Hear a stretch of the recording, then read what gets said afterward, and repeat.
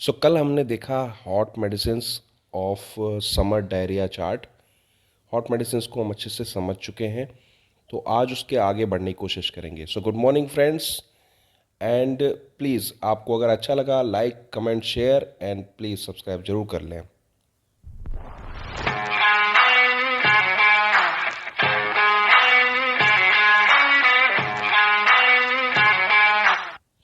Welcome back for our morning mantra of summer diarrhoea. Last part है आज हम पूरी मेडिसिन्स के पूरे चार्ट को कवर कर लेंगे। हमने पिछले दिनों में सारी तरीके से समर डायरिया को समझ चुके हैं, उस पर एक चार्ट बनाया और उस चार्ट के हॉट मेडिसिन्स को भी कवर किया। एक छोटा सा रिकैप हम उसे जल्दी से देख लेते हैं, जिससे हम हॉट मेडिसिन्स को समझ पाएंगे। तो हमने हॉट मेडिसिन्स के अंदर देखी थी bryonia, camphor, croton tig, gambogia, oleander, podophyllum, puls, merc sol and sulphur. तो उनको हमने डिवाइड भी किया था थर्स्टी और थर्स्टलेस मेडिसिन में। तो थर्स्टी मेडिसिन के अंदर हमने देखी थी bryonia, merc sol, oleander, podophyllum and sulphur. Thirstless में हमने bryonia, camphor, croton tig, gambogia and pulsatilla. आज हम देखने वाले हैं चिली मेडिसिन्स। तो चिली मेडिसिन्स कौन कौन सी हैं? पहले चिली मेडिसिन्स को देख लें। इसमें है हमारी aconite, arsenic, china, cuprum, ferrum met, ferrum phos, hypericum, nux moschata, nux vomica, silicea and sulphuric acid. एक एक करके इसको डिफ्रेंशिएट करते हैं। देखिए, बहुत सिंपल है। अगर कोई व्यक्ति हमारे सामने समर डायरिया लेके आता है और यदि वो चिली फील करता है और अगर उसको प्यास बिल्कुल नहीं लग रही है,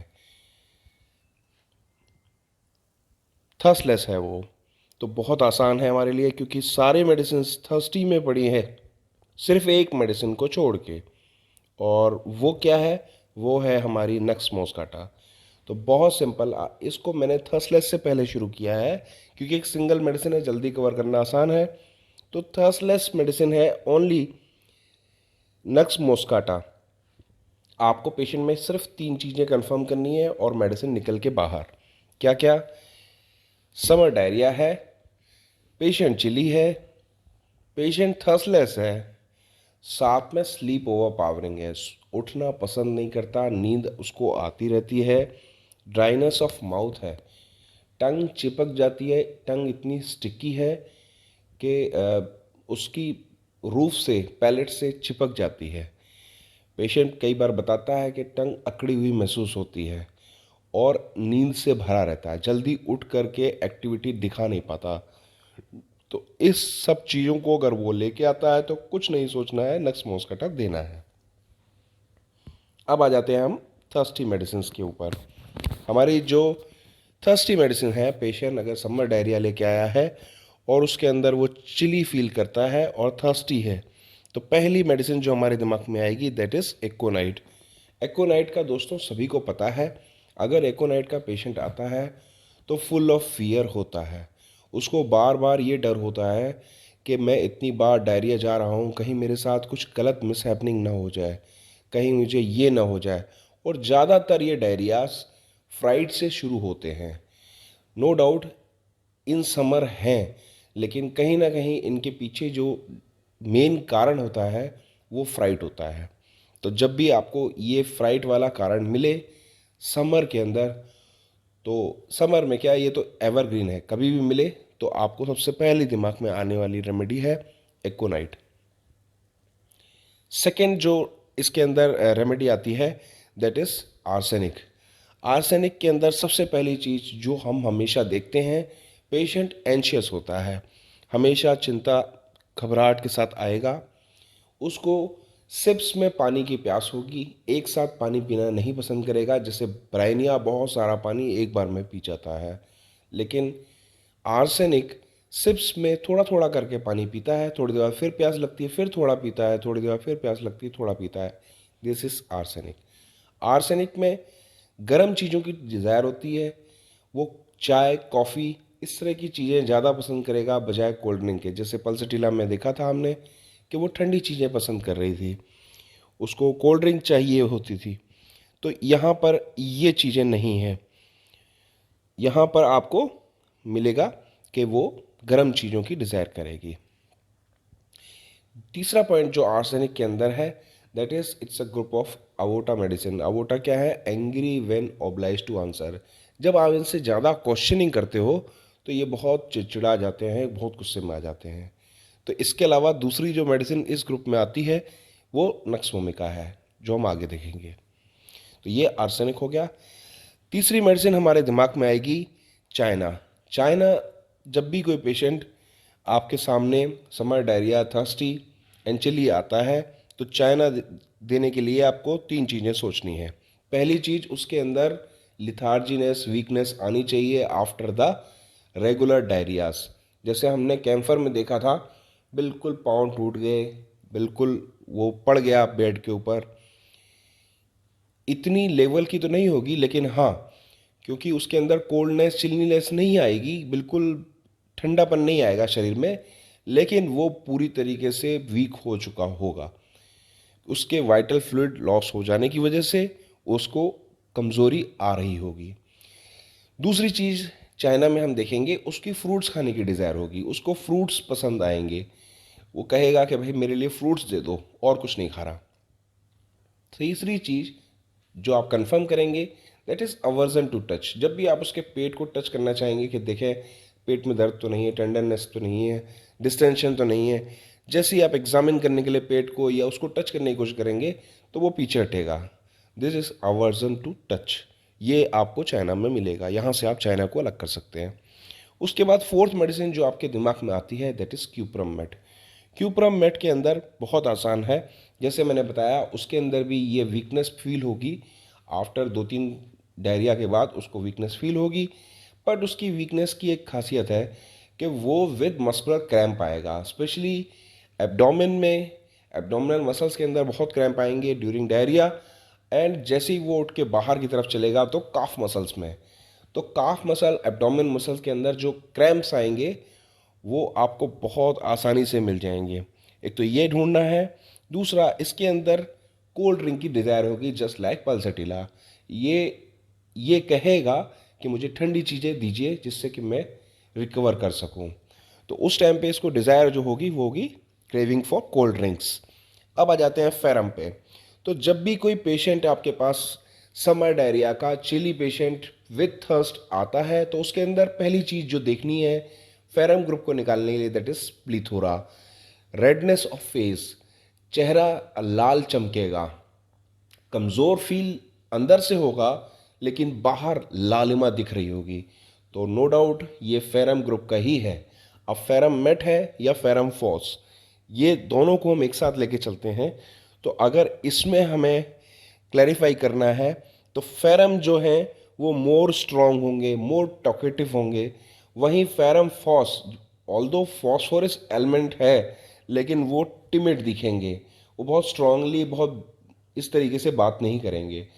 और इसके उल्ट वो इंडिफरेंस में होंगे, वो बात करना ही नहीं चाहेंगे, वो अपनी दुनिया में या अपनी प्रॉब्लम के साथ अलग रहेंगे। जैसे ही 2-3 डायरिया करता है पेशेंट बिल्कुल शांत हो जाता है, अकेले में जाके बैठ जाता है और किसी से बात करना पसंद नहीं करता। यहाँ कंसोलेशन, एग्रेवेशन, एम्युलेशन की बात नहीं हो रही है, यहाँ बात हो रही है इनडिफरेंस की। उसको कोई चिंता नहीं है बाहर क्या हो रहा है, न वो चिंता करता है कि कोई मेरे से पूछे, कोई उसे लेना देना नहीं। वो अपने अकेले में बैठ करके बस और पड़ा रहेगा और चेहरा उसका लालिमा दिखेगी, लालिमा चमकेगी। This is ferrum and ferrum phos. इसके बाद जो अगली मेडिसिन हमारे दिमाग में आएगी, दैट इज़ हाइपेरिकम।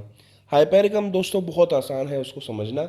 जब भी पेशेंट समर डायरिया लेके आता है, चिली पेशेंट होता है, थर्स्टी होता है और उसके साथ में उसके अंदर इरप्शंस हैं, specially summer diarrhoea with eruptions, कुछ नहीं सोचना है, सिर्फ हाइपेरिकम देनी है, बहुत सिंपल। इसके बाद हमारी अगली मेडिसिन आती है, दैट इज नक्स वोमिका। जैसे मैं बता चुका हूँ, आर्सेनिक के साथ में ये भी एक अवोटा ग्रुप की मेडिसिन है। अवोटा is angry when obliged to answer. जब भी इससे ज़्यादा क्वेश्चनिंग करेंगे तो ये गुस्से में आपको रिवर्ट बैक करना शुरू करेगा, and that is angry when obliged to answer. Nux vomica इसी कैटेगरी की टॉप ग्रेड की मेडिसिन है। नक्स वोमिका बहुत ही इरिटेबल है, जरा जरा सी बात पे इरिटेशन होगा, जब आप क्वेश्चनिंग करेंगे तो इरिटेशन होगा, घर वाले बताएंगे हर समय गुस्से में चिड़चिड़े स्वभाव के साथ चिड़चिड़ा के बातें करता रहता है। इसके अलावा दोस्तों इसके अंदर दो चीज़ का एग्रावेशन मिलेगा। एक तो लाइट एग्रावेशन, लाइट कहीं जला दोगे इसके कमरे में तो फिर इसको चिड़चिड़ाहट होगी, या साउंड कहीं बजेगा, नॉइस कहीं होगा, उससे भी इसको चिड़चिड़ाहट होगी। ये दो चीज़ें इसके अंदर और मिलेंगी। इसके अलावा जो जितने भी लोग जो पहले allopathic medicine specially the antibiotics का सेवन करके आते हैं, उसके बाद इनको डायरिया फील होता है, या डायरिया के दौरान आपने ये सब चीज़ ली और ठीक नहीं हो रहा है, उसके बाद भी सबसे पहली मेडिसिन जो दिमाग में आती है दैट इज नक्स वोमिका। तो आई थिंक इतना आप समझ गए। लास्ट की दो मेडिसिन बची हैं, तो लास्ट में हमारे पास दिमाग में आनी चाहिए सिलीशिया। सिलीशिया दोस्तों बहुत आसान है निकालना, क्योंकि जब भी इसके व्यक्ति को, इसके पेशेंट को समर डायरिया होगा, इसका पढ़ाई में रुचि बहुत बढ़ जाएगी। मन करेगा कि क्लास के जितने होमवर्क, क्लास वर्क जितने भी बचे हैं बच्चा वो सारे कंप्लीट करने लगेगा। अगर बंदा बड़ा है, ऑफिशियल वर्क को कंप्लीट करने की कोशिश करेगा, कुछ ना कुछ पढ़ने का उसका मन करेगा, अखबार पढ़ेगा, मैगजीन्स पढ़ेगा, तो इस तरह की चीज़ें ढूंढ ढूंढ के निकालेगा और पढ़ेगा, पढ़ने की डिज़ायर उसके अंदर बढ़ जाती है। दूसरा इंपॉर्टेंट सिम्टम, यूँ तो ये मिल्क को ग्रहण आसानी से करता है, लेकिन ड्यूरिंग समर डायरिया या इस तरह की तकलीफ आने पे उसके अंदर इस मिल्क से अवर्जन आ जाता है। कोई भी तकलीफ जब भी वो डिजीज स्टेट में होता है तो मिल्क को बिल्कुल पसंद नहीं करता, एवर्जन करने लगता है। ये इसका बहुत ही आसान सा पहलू है जिसे आप आसानी से पहचान सकते हैं। तीसरी चीज़, वेरी पर्स्पिरेटरी, चारों तरफ से पसीना दिखेगा और वो पसीना दिखेगा लिटरली। ये आसान सी चीज़ें हैं जिनसे आप आसानी से सिलीशिया को कंफर्म कर सकते हैं। लास्ट मेडिसिन इसमें बचती है दोस्तों sulphuric acid. Sulphuric acid is chilly sulphur, so very easy to find out. इसके अंदर कुछ नहीं, बस आपको देखना है एंशियसनेस कि मैं कब तक ठीक हो जाऊंगा, मैं ठीक हो जाऊंगा कि नहीं हो जाऊंगा, बार बार इस तरह की क्वेश्चनिंग करना। साथ में हरीडनेस, जल्दी देख लीजिए डॉक्टर साहब, मुझे ज़्यादा देर तक मैं बैठ नहीं पाऊंगा, मुझे डायरिया हो रहा है, कहीं ऐसा ना हो जाए, कहीं वैसा ना हो जाए। इस तरह के एंशियसनेस, हरीडनेस के साथ में कोई व्यक्ति आता है जिसको एवर्जन टू बाथ है और वो चिली है, अगर यही चीज़ हॉट पेशेंट है तो आप सल्फ़र की तरफ जाएंगे। लेकिन अगर उसके अंदर हरीडनेस जुड़ गई और एवर्जन टू बाथ और एंशियसनेस, हरीडनेस इसके साथ में चिली है, तो आप नो डाउट उसको सल्फ्यूरिक एसिड देंगे। तो कितना सिंपल है इस तरीके से सोचना, इस तरीके से देखना। हमने 2 दिन में देखा, पूरे चार्ट को हमने समझ लिया, और मैं समझता हूँ कि हार्डली आपको 10 मिनट्स लगेंगे पूरे चार्ट को दोबारा से सरसरी निगाह से जाने में। कल का वीडियो दोबारा से देख लीजिएगा।